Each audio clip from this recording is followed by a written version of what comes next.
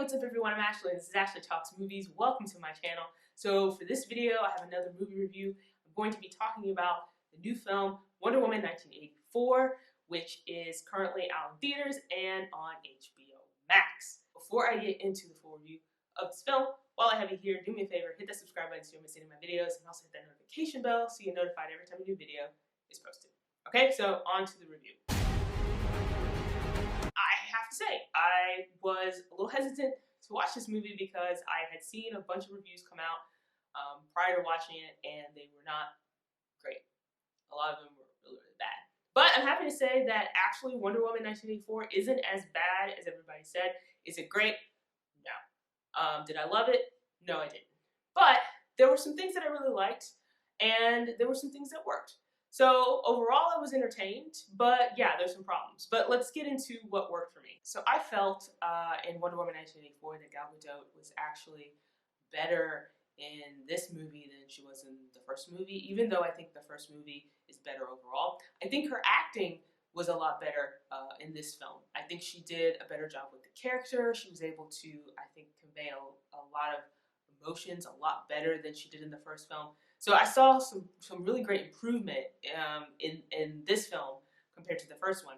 Even if, again, as I said before, the first film is better. Chris Pine's back as Steve Trevor, and I was a little worried about that dynamic, how they were going to bring Steve Trevor back and how they was going to explain it. While it made sense for the story and it worked out for the story, I kind of wish that they kind of would have moved past Steve Trevor. But since he was in it, Chris Pine did a great job with it, and it was interesting to see that dynamic between Steve and Diana, because in the first movie, she was kind of like, you know, the fish out of water, like learning how the outside world worked. And in this movie, those roles are reversed. So they have great chemistry. Chris Pine did a great job with the role. Pedro Pascal is also in the movie. He plays Maxwell Lord, and he does a really great job with the character. At times, he felt like maybe he was in a different movie just because his acting is on a whole nother level or plane compared to everybody else. And it felt sort of like a different movie, but he handled it really well.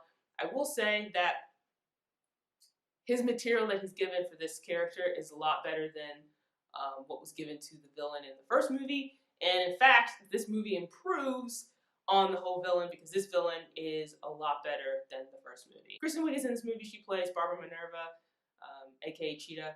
And I was a little worried about Kristen Wiig, but Kristen Wiig did fine. Kristen Wiig was totally fine in the role and the character. I will say, though, that the one complaint I have is that the script, I should say, didn't do enough with the character of Cheetah. So, you know, I'm not going to get into like a bunch of details on that because I don't want to get into spoilers, but yeah, I don't feel like they did enough with the Cheetah character.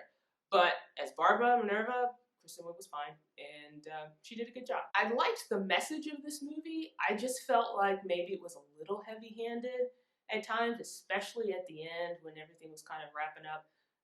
It was like, okay, I get it. I get what you're trying to say about humanity. I get it.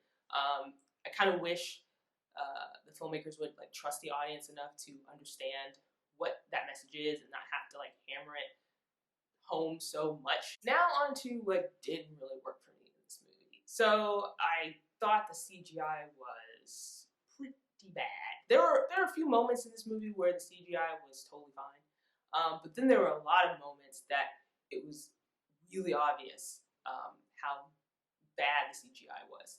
A couple of notable moments include when Diana is running, or I should say Wonder Woman is running.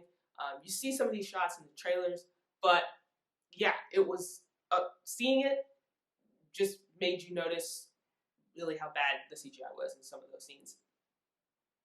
And even the CGI for Cheetah, I mean, most of it is taking place in the dark, as you see in the trailers. And so it kind of tries to hide the fact that the CGI isn't the greatest for the character. So that was a bit of a problem for me. I didn't completely hate the story per se. There were elements of the story that I did like, and once it got to the meat of the story, I was pretty much on board. The problem I have with the story is that One, I felt like there were way too many things going on in the story. And because of that, getting through all of it felt really clunky. I don't feel like the script or the storytelling was really smooth. And so because of that, this movie, which is like 2.5 hours long, felt pretty long. And there were moments in this movie that kind of lagged for me, mostly in the middle. The pacing seemed off and things kind of slowed down. And I think that really hurt the film because, like I said, there's just a lot going on, and I don't think it was handled very well. There were also quite a few scenes in this movie that felt a little unnecessary, which only added to the runtime. Like there were clear moments in this movie that could have been cut because they really served no purpose whatsoever. Nothing to move the story, nothing to show any character motivation, nothing to explain anything. They were just shots, and I wonder if they were left in because maybe like visually they were cool looking, but yeah, I don't know. There were quite a few of those, and they were noticeable to me at least. And I thought, yeah, we could have done without that. That should have been eliminated. Overall, Wonder Woman 1984 was enjoyable.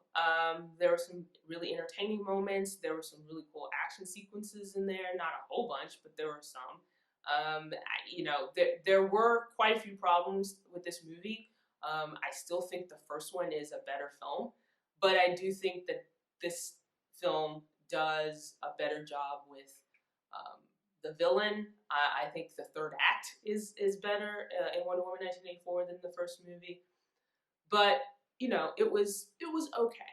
It was okay. I don't think it's a terrible film by any means. I think it's just okay. So those are my thoughts on Wonder Woman 1984. Let me know what you think about the film in the comment section below. While you're here, like this video, hit that thumbs up button, and don't forget to subscribe to see more videos like this.